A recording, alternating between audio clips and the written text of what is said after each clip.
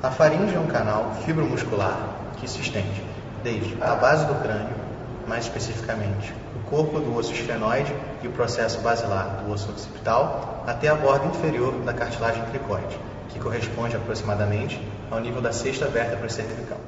Aqui nós podemos evidenciar a lâmina posterior da cartilagem cricoide, representando pela sua borda inferior o limite inferior da faringe, no qual ela se continua como esôfago.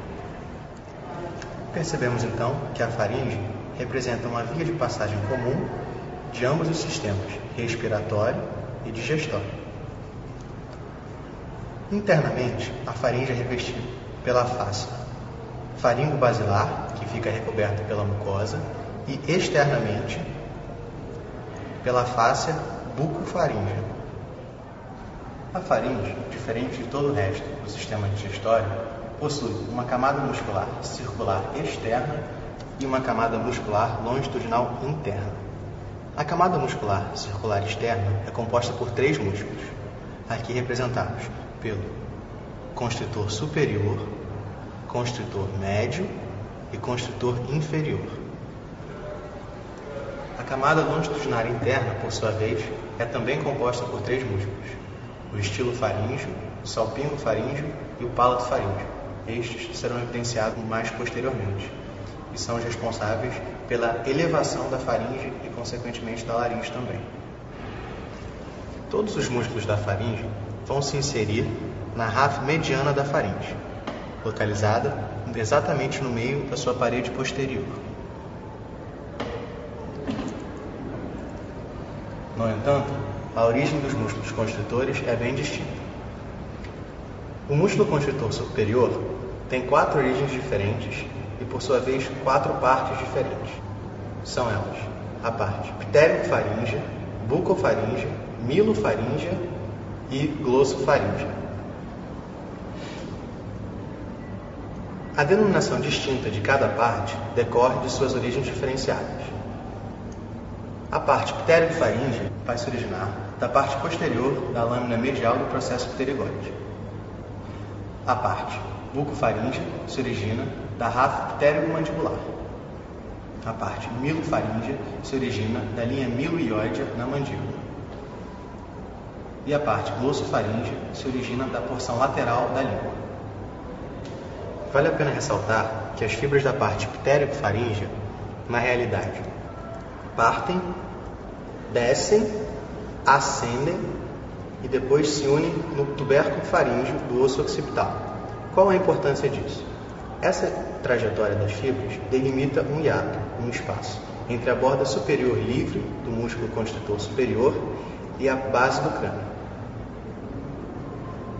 O músculo constritor médio, por sua vez, vai se originar dos cornos maior e menor do ióide e da base do ligamento estiloióide. Elas vão se abrir, suas fibras se abrem em leque para se inserirem, como já foi dito, na ráfia mediana da faringe. O músculo constritor inferior se origina da linha oblíqua na cartilagem tireoide e da cartilagem cricoide. Suas fibras mais superiores ascendem e tornam-se transversais. As fibras mais inferiores da parte cricoide vão formar o músculo cricofaríngeo. Esse músculo é importante, pois representa o esfíncter esofagiano superior. Vale a pena ressaltar que as fibras mais superiores do músculo constritor inferior vai recobrir as fibras mais inferiores do músculo constritor médio. E, por analogia, as fibras mais superiores do músculo constritor médio vão recobrir as fibras mais inferiores do músculo constritor superior. Com relação aos músculos longitudinais da camada interna, iremos iniciar nossa descrição pelo músculo salpingo-faríngeo. Este músculo se origina da face posterior da cartilagem da tuba auditiva, desce para se misturar com as fibras de outro músculo, o palato faríngeo. Este músculo palato faríngeo, por sua vez, se origina da face posterior do osso palatino e do palato mole para se inserir predominantemente na fáscia faringo-basilar, mas também emite ramificações para o corno superior da cartilagem tireoide. Temos ele aqui.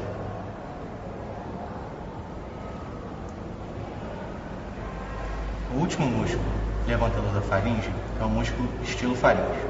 Ele se origina da borda medial do processo estiloide, desce, penetra na faringe através de um hiato existente entre as fibras mais superiores do músculo constritor médio e as fibras mais inferiores do músculo constritor superior, aqui representados pela parte glossofaríngea.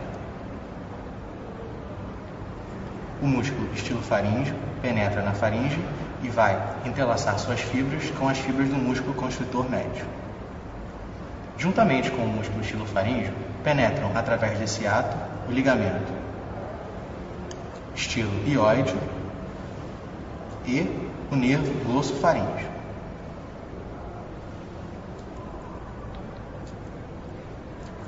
Repetindo: músculo estilofaríngeo, ligamento estiloioide e nervo glossofaríngeo. Internamente, a faringe é dividida em 3 porções: a nasofaringe, a orofaringe e a laringofaringe. A nasofaringe é limitada superiormente pelo próprio limite superior da faringe, inferiormente pelo palato mole, posteriormente pela parede posterior da faringe, nessa altura representada exclusivamente pelo músculo constritor superior, e anteriormente limitada pelas coanas. Percebemos que a nasofaringe não possui nenhuma parede muscular na região anterior, uma vez que ela se comunica continuamente com a cavidade nasal. Na parede lateral da nasofaringe, logo acima do palato mole, encontramos o ósteo faríngeo da tuba auditiva. Em volta desse ósteo temos o toro tubário, a prega salpingofaríngea, a prega salpingopalatina e entre a prega salpingopalatina e salpingofaríngea, abaixo do ósteo da tuba auditiva, temos o toro do levantador.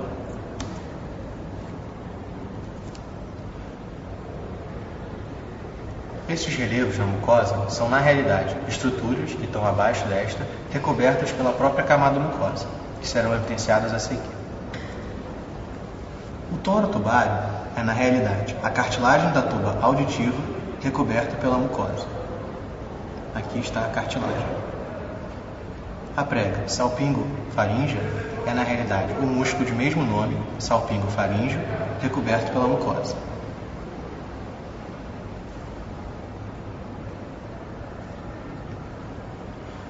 A prega salpingopalatina é o tendão do músculo tensor do véu palatino, recoberto por mucosa.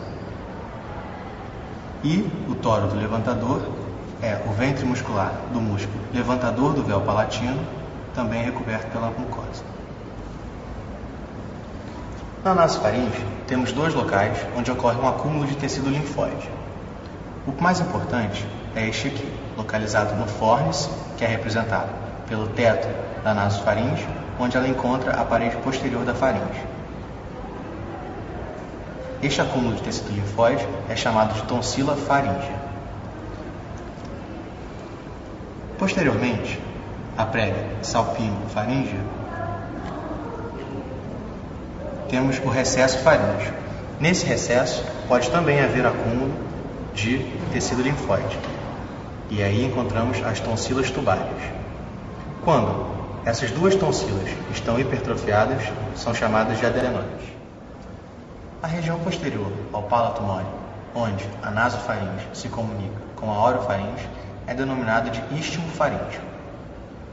A orofaringe, por sua vez, é limitada superiormente pelo próprio palato mole, inferiormente pela base da língua e por uma linha imaginária que passa tangenciando a borda superior da cartilagem epiglote, posteriormente pela parede posterior da faringe e, anteriormente, estabelece uma comunicação contínua com a cavidade oral, através do istmo das fauces. O istmo das fauces é o espaço delimitado entre os dois pilares das fauces, os arcos pálato-glosso e pálato-faríngeo. Estes arcos são, na realidade, os músculos de mesmo nome, pálato-glosso e pálato-faríngeo, quando estão recobertos por mucosa. De especial importância entre esses dois músculos é a tonsila palatina. Esta coleção de tecido linfóide fica localizado na fossa tonsilar. A superfície da tonsila palatina apresenta as criptas tonsilares, que são essas pequenas escavações visíveis. Unindo o arco pálato-glosso ao pálato-faríngeo, acima da tonsila palatina, temos a prega semilunar, esta aqui. Abaixo dela, entre a prega e a tonsila, temos a fossa supratonsilar. E, abaixo da tonsila palatina, partindo do arco pálato-glosso, temos a prega triangular, que nessa peça está um pouco apagada, delimitando entre a prega e a tonsila a fossa tonsilar anterior. A tonsila é vascularizada principalmente através do ramo tonsilar da artéria facial. No entanto, ela pode receber ramos das artérias faríngea ascendente e palatina ascendente e descendente. A inervação da região tonsilar, bem como da tonsila, é através de um ramo tonsilar que parte do nervo glossofaríngeo.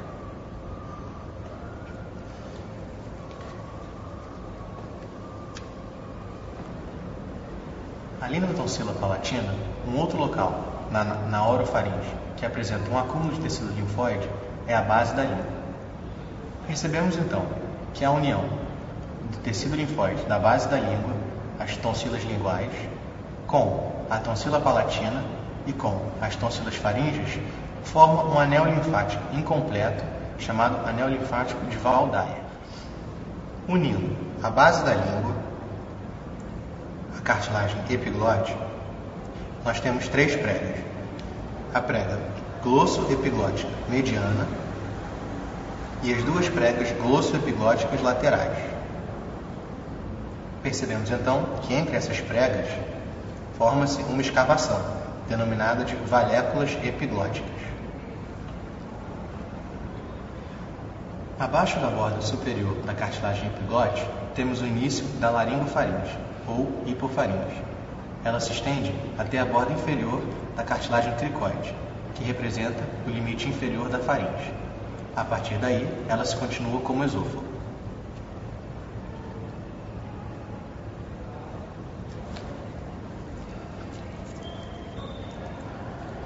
Lateralmente à cartilagem epiglótica, nós temos os recessos piriformes, que são prolongamentos cegos anteriormente na parede da faringe.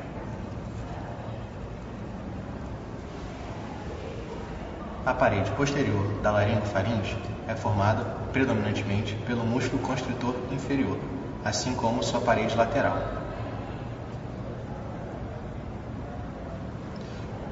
A parede anterior da laringofaringe é formada pela parede posterior da faringe, ou seja, pela lâmina posterior da cartilagem cricoide. Temos também o ádito da laringe e a face posterior da cartilagem epiglote. Assim como existe um espaço entre os músculos constritores superior e médio, também existe um hiato entre os músculos constritores médio e inferior. Neste espaço, passam as seguintes estruturas: o ramo interno do nervo laríngeo superior, que é ramo do vago, e os vasos laríngeos superiores. Aqui é evidente apenas a veia laríngea superior, drenando para a veia tireoide superior, aqui, e então para a veia jugular interna. A artéria laríngea superior é ramo da artéria tireoide superior, que por sua vez é ramo da carótida externa no pescoço. Estas estruturas, ao entrarem na faringe, penetram pela membrana tireoide.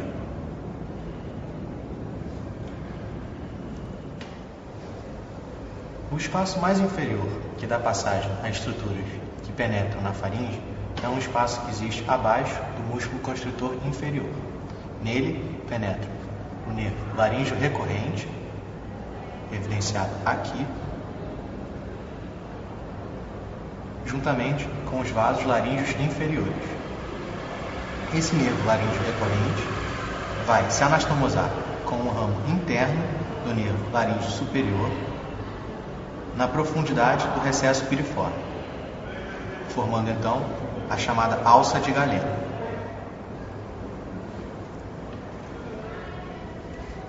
A irrigação da faringe pode ser dividida em duas metades.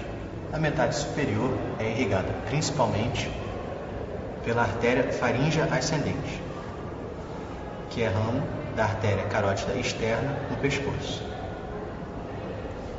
Também recebe contribuição da artéria palatina ascendente, que é ramo da artéria facial.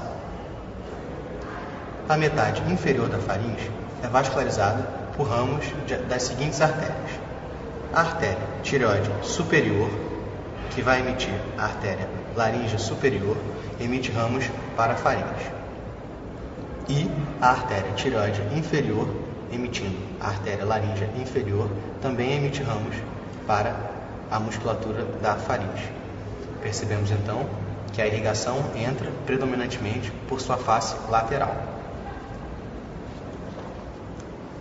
A drenagem venosa da faringe é feita pelo plexo faríngeo, nesse caso, um plexo venoso. Ele está localizado posterior à parede posterior da faringe, incrustado na fáscia bucofaríngea. Aqui podemos evidenciar alguns vasozinhos. Este plexo drena para o plexo pterigóide, para as veias tireoides superior e inferior, e frequentemente podem surgir veias faríngeas, que vão drenar diretamente para a veia facial ou então para a veia jugular interna. A inervação da faringe, por sua vez, também forma um plexo faríngeo. Podemos evidenciar aqui nessa peça ramificações nervosas deste plexo. Este plexo faríngeo vai ser formado por ramos do vago e do glossofaríngeo.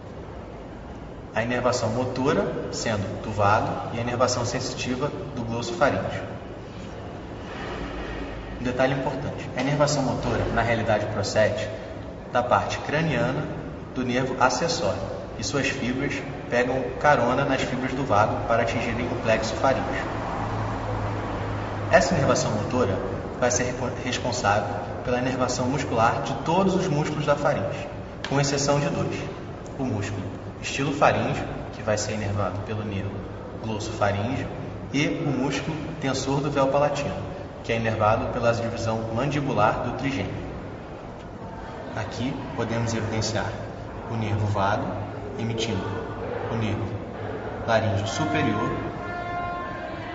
emitindo aqui uma ramificação, ou um ramo faríngeo para o plexo faríngeo, e dele partindo as fibras que vão formar este plexo.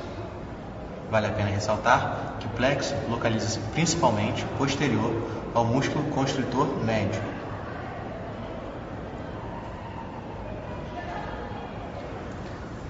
Entre a borda livre superior do músculo constritor superior e a base do crânio, temos um espaço. Nesse espaço, a fáscia faringo-basilar encontra a fáscia bucofaríngea e fica espessa. É também através desse espaço que penetram a tuba auditiva e a artéria palatina ascendente.